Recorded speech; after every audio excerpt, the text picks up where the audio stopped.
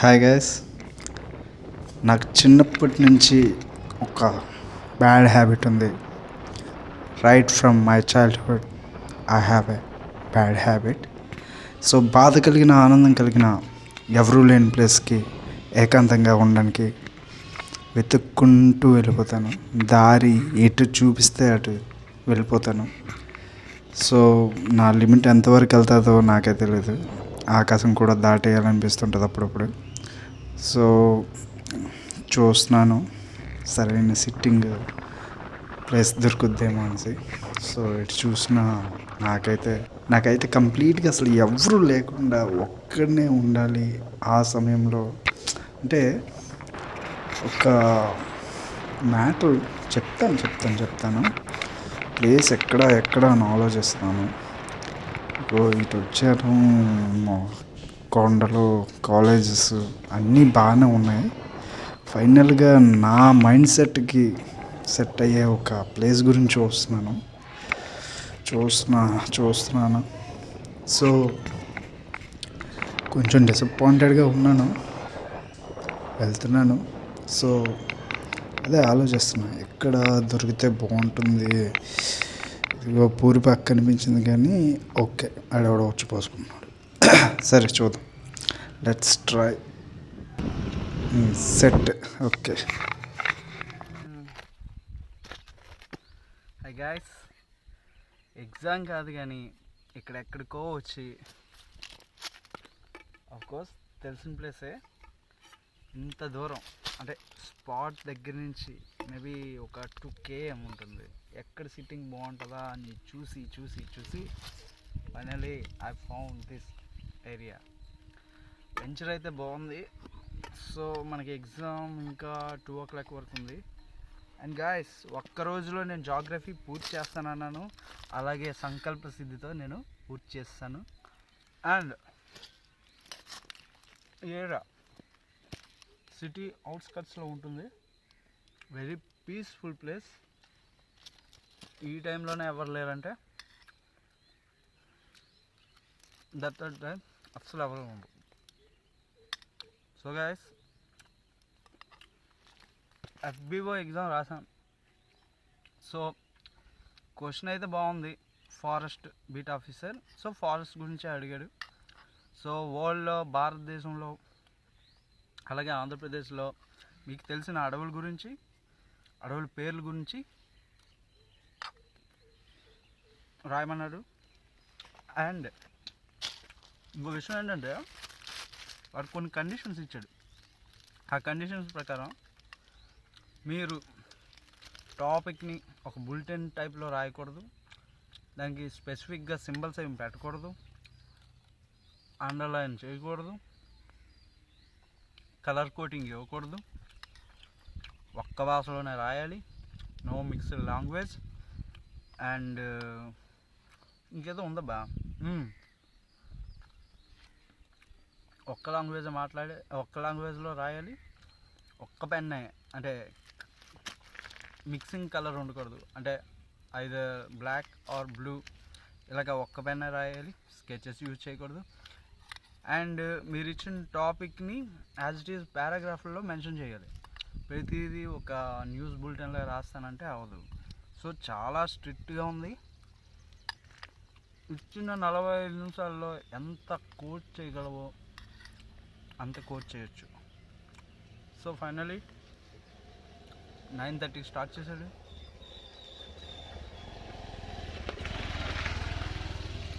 So finally 9:30కి start చేశాడు. 45 minutes కనుక 10:15కి paper లాగేసుకున్నాడు. నేనైతే దీని కొటేషన్ కూడా లాస్ట్లో పెట్టే ముందు లాగేసుకున్నాను అనమాట. కంప్లీట్గా వృక్షో రక్షిత రక్షిత అనే కొటేషన్తో నేను నా టాపిక్ని ఎండింగ్ చేశాను. కాకపోతే చిన్న డౌట్ ఏంటంటే, సో పేపర్ అయితే క్వశ్చన్ చూడగానే ఇన్స్ట్రక్షన్స్ చూడకుండా మొదలెట్టేశాను.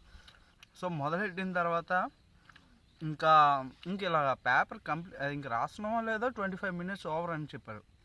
ఇంకా అది వినగానే లిటరల్లీ చెమటలు పట్టాయి. మామూలు కాదు, బీభత్సంగా చెమటలు పట్టేసాయి. ఇంకా నాకు అక్కడ బ్లాక్ అయిపోయింది. ఇంకా బ్లాక్ అయిన తర్వాత ఏమైందంటే, నా పక్కోడి పేపర్ చూసుంటాడు, తెగ రాసేస్తున్నాడు.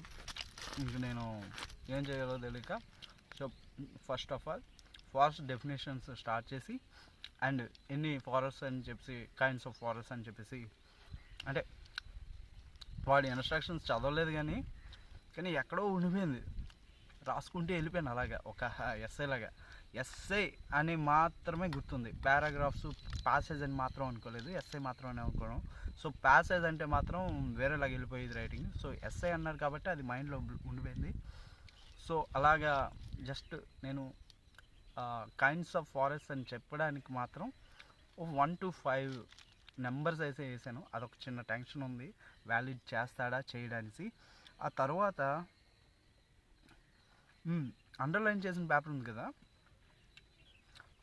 సారీ, సో అండర్లైన్ టాపిక్ ఉంది కదా, ఈ అండర్లైన్ టాపిక్ వచ్చేసరికి నేను ఏం చేశానంటే, నాకు అలవాటు, బాగా అలవాటు, ఏదైనా రాస్తే దానికి ఒక ఎలివేటింగ్ చేయడం, చిన్న డ్రా చేయడం, స్కెచ్ చేయడం, ఈవెన్ జీరో కూడా నేను స్మైలీ ఎమోజీ లాగా రాసుకుంటూ వెళ్ళిపోతాను.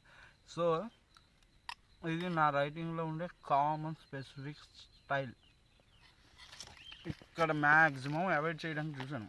అయితే నేను చేసిన తప్పో రైటో తెలియదు కానీ నేను చేసిన మంచి పని ఏంటంటే, అది రూల్లో ఉంది కాబట్టి అండర్లైనింగ్లో ఆ రూల్లోనే కలిసిపోయింది. సో చిన్న కోలంతో చిన్న మార్క్తో ఇంకా టాపిక్ అలాగా ఎలివేట్ చేసుకుంటూ వెళ్ళిపోయాను. సో వాళ్ళ అమెజాన్ ఫారెస్ట్ దగ్గర స్టార్ట్ చేసి ఇండియాలో 5 టాపిక్స్, ఉస్మాన్ అడవులు, ససారత అడవులు, మడ అడవులు, పొద అడవులు ఇలాగా ఉంటాయి.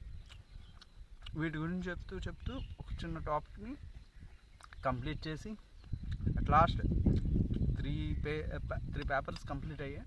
అండ్ 4th పేజ్ రాసిన గుర్తులేదు, ఐడియా లేదు. సో 4th పేజ్కి నేను వెళ్తూ ఉన్నాను.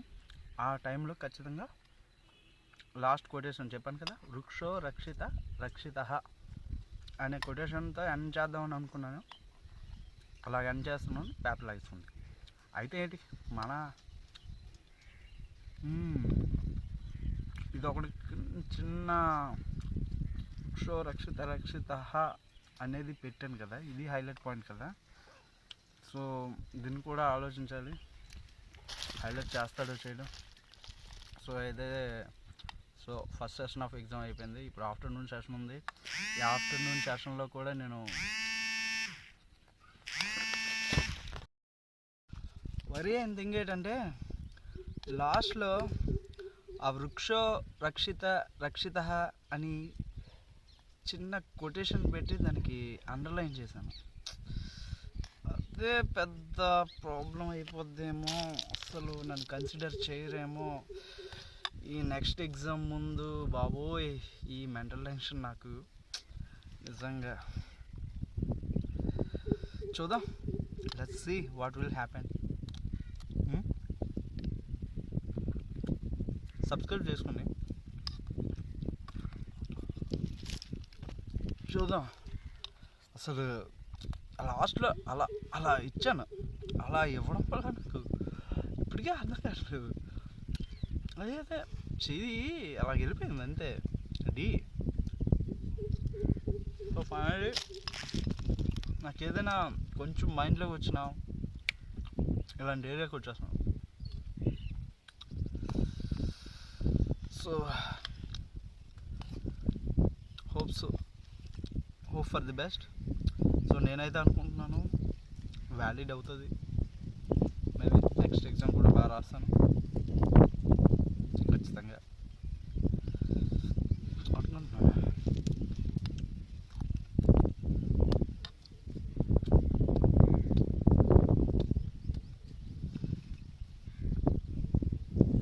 అంతే కదా, చిన్నదే కదా, అది చాలు రా, అది చాలు. ఆలోచన అలాగ తినేస్తుంది తెలుసా, నిజంగా లిటరల్లీ కొట్టేస్తుంది అలాగా. సర్లే, ఫస్ట్ సెషన్ కొంతవరకు ఓకే. ఇప్పుడు ఆఫ్టర్ ద సెషన్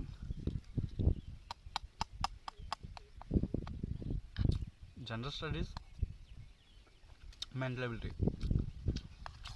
ఎబిలిటీలో మనం తోపలే. జనరల్ స్టడీస్ కూడా ఓకే. నాకున్న అలవాటు ఏంటంటే క్వశ్చన్ చూస్తే అటెంప్ట్ చేసేయాలనిపిస్తుంది. అలా కాకుండా వస్తేనే అటెంప్ట్ చేస్తా, వస్తేనే ఖచ్చితంగా. ఎందుకంటే 50% ఆన్సర్ తెలిసి చాలు మూవ్ అయిపోతున్నా. అది చాలా బ్యాడ్ హ్యాబిట్. ఎందుకంటే నీకు మైనస్ మార్కులు ఉన్నప్పుడు ప్రతి క్వశ్చన్ ఇంచుల్లో ఎతికి నీ ఆన్సరు కరెక్ట్ 100% ఓకే ఇది కన్ఫర్మ్ బిట్ అన్నప్పుడు మాత్రమే చేయాలి. అలా కాకుండా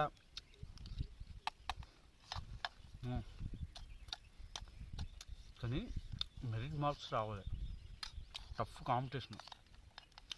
ప్రిలిమ్స్ 1:13 1:15 తీసాడు అంతమందిలో. మళ్ళీ ఇప్పుడు ఆ మెరిట్లో కొట్టాలంటే కవరపడకూడదు.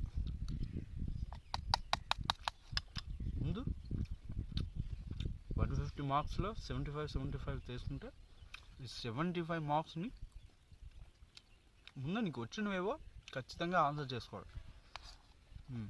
తర్వాత ఓకే ఎక్కువ వస్తున్నాయి అనుకుంటే ఆగిపోదాం, లేదు అనుకుంటే రిస్క్ చేయాలి, మరి తప్పదు. సో ఇంకో 10 క్వశ్చన్స్ రిస్క్ పెడతా, గెస్ చేసి ఖచ్చితంగా అవుద్దా లేదా ఖచ్చితంగా పెడతాను. నాకెంత స్ట్రెస్ ఉందంటే ఇది మాట్లాడుతున్నా బ్లింక్ అయిపోతుంది లిటరల్లీ. వృక్షో రక్షిత అని. అయితే ఎండింగ్లో ఒక విసర్గ పాయింట్ పెట్టి అండర్లైన్ చేసింది గుచ్చుకుంటుంది బాస్, బాగా గుచ్చుకుంటుంది. మీరు చెప్పడం మర్చిపోయింది కదా,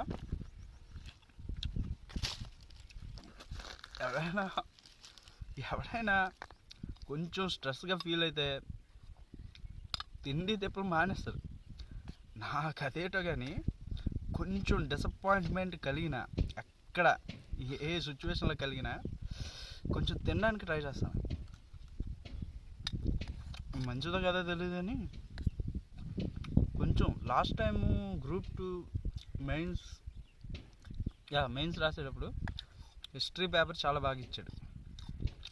అండ్ అందరిది టాక్ చూసి నా మైండ్ బ్లాక్ అయిపోయింది అప్పుడాలకే. సో గైస్, ఇలాగా డిసప్పాయింటెడ్గా ఉన్నప్పుడు ఎక్కువగా తింటే కొంచెం హెల్తీగా ఉంటామేమో. You should try. Maybe it's work అనుకుంటా. It's working maybe.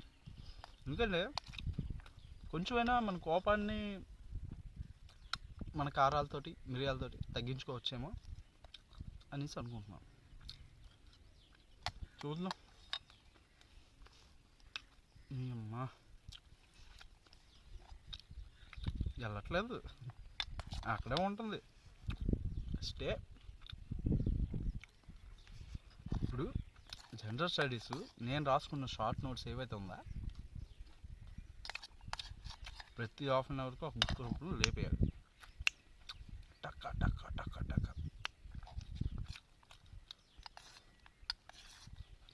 హిస్టరీలో కొంచెం రా క్వశ్చన్స్ వస్తాయి, మన నేటివ్ క్వశ్చన్స్ కూడా వస్తాయి.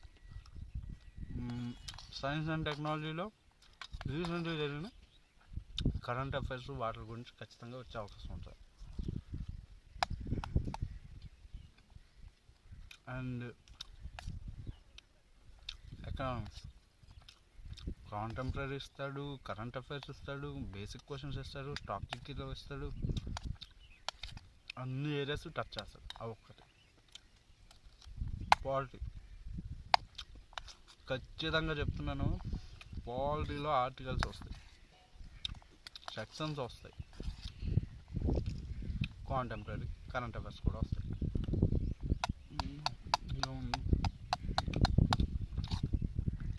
మెంటల్ ఎబిలిటీ రీజనింగ్లో కొంచెం బుర్ర పెట్టాలయ్యా.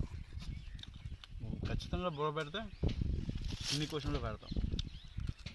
గాయ్స్ ఇదంతా నన్ను నేను కూల్ చేసుకోవడానికి మీతో షేర్ చేసుకుంటున్నాను. నాకు అంత స్ట్రెస్ తీసుకుంటున్నాను నేను. అంత తీసుకుంటున్నానంటే ఇక్కడ ఎండుమిరపకాయలు కారం కూడా తెలియట్లేదు. Of course, red chilies I like it. Too hot, too spicy.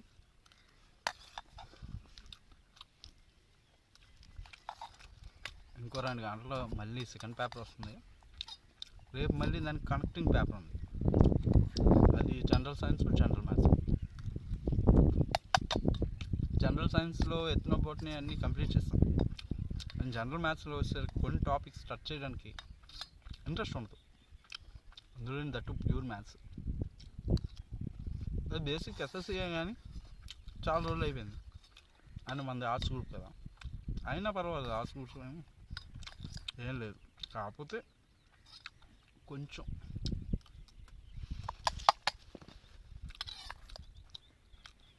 ఏదేమైనా ఈరోజుకి ఇలాగ అయిపోయింది. ఒక్క అండర్లైన్ చేయకపోతే బాగుందేమో అనిపించింది.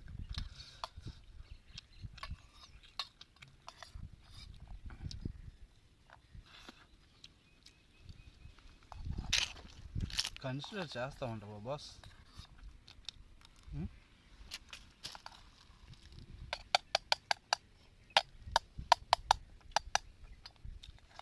ఇది చాలా నిర్మానుష్యంగా ఉంది బాస్ ప్లేస్.